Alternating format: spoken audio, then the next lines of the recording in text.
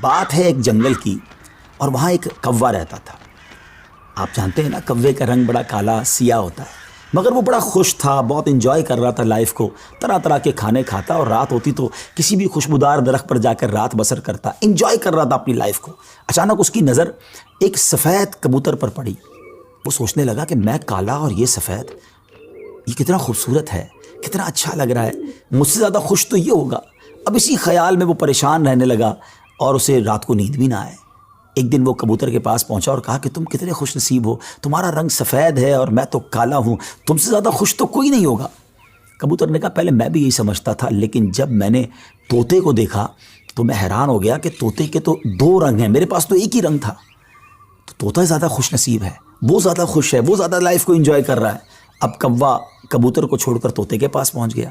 کہا طوطے تم تو زیادہ انجوائے کرتے ہوگے، کتنے خوش ہوگے کہ تمہارے پاس تو دو رنگ ہیں جسم پر، تمہاری باڈی بہت خوبصورت لگتی ہوگی۔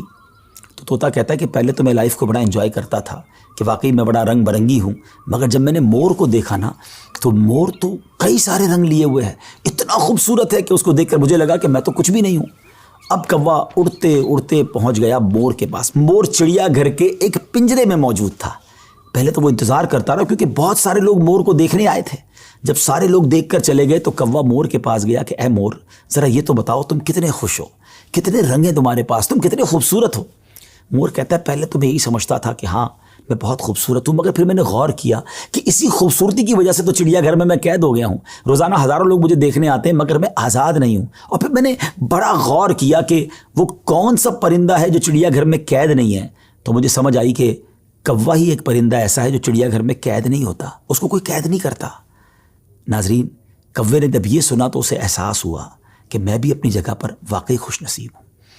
اب یہاں بظاہر تو یہ ایک فرضی واقعہ ہے، لیکن اگر اس کو ہم اپنی زندگیوں پر امپلیمنٹ کریں، اپنے بارے میں سوچیں، ہمارے پاس بہت کچھ ہے، لیکن جب کسی کو ہم سے زیادہ والے کو ہم دیکھتے ہیں نا تو ہمیں اپنی چیزیں کمتر نظر آنے لگتی ہیں، اپنا گھر چھوٹا لگنے لگتا ہے، اپنی موٹر سائیکل، اپنی گاڑی، اپنی سائیکل وہ ہمیں بڑی کمتر لگتی ہے جب کسی کی بڑی گاڑی دیکھتے ہیں، کسی کا بڑا گھر دیکھتے ہیں، کسی کی لائف سٹائل کو دیکھتے ہیں، جو ہے اس پر انجوائے نہیں کرتے بلکہ اس پر شکوہ کرتے ہیں، ناشکری کرتے ہیں۔ اس طرح زندگی نہیں گزرے گی۔ اگر آپ ہمیشہ اپنے سے آگے والوں کو دیکھتے رہیں گے تو آپ پریشان ہی رہیں گے۔ اگر آپ نے موازنہ کرنا ہی ہے، کمپیریزن کرنا ہی ہے، تو اپنے سے کمتر لوگوں کو دیکھیں نا۔